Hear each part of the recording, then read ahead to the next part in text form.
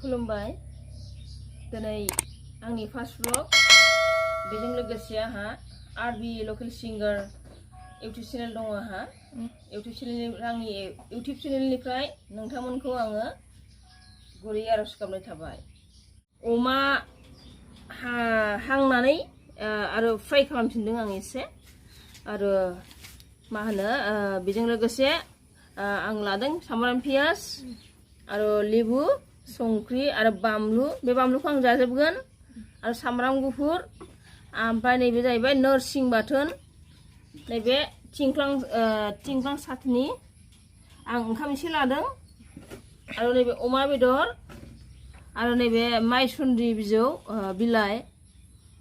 बिनिफ्राय गंगार दुन्दिया बिलाइ आं बेखौ जागोन माबादि मोनजायो नायनि दे बिदिब्ला जानायनिसै अन्नानै आंनि भिडिअखौ जोबजासिम नायलांदो।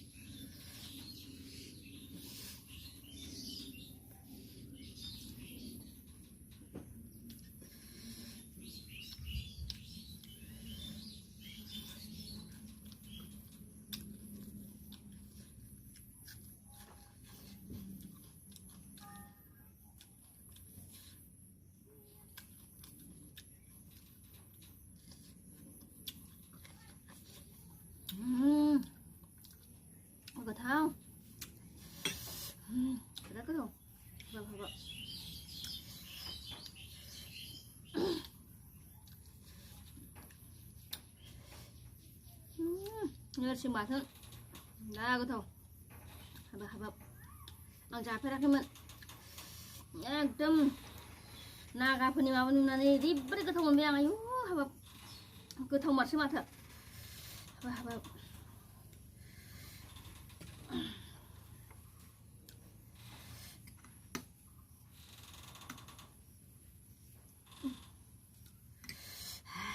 हाबाब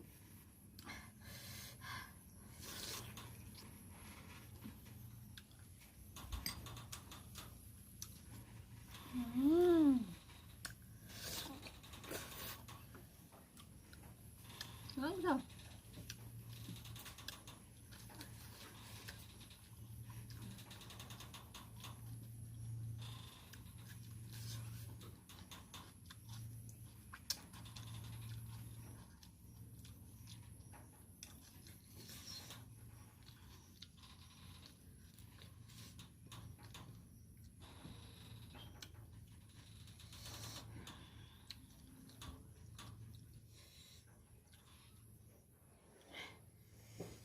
जोंना बर'नि आखाइ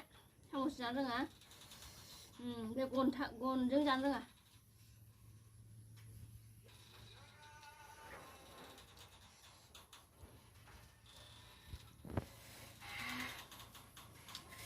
थामला गरम मोनजोबबाय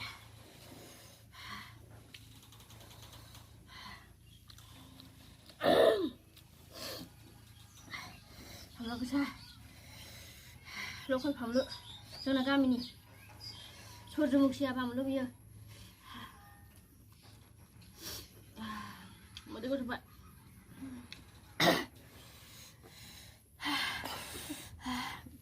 मोदै गजोबबाय नै आयौ सोर गामनाया बिदि गवा फानलुआव जानायाव दा गोथाव मोननानै जायोना बाहाय गयो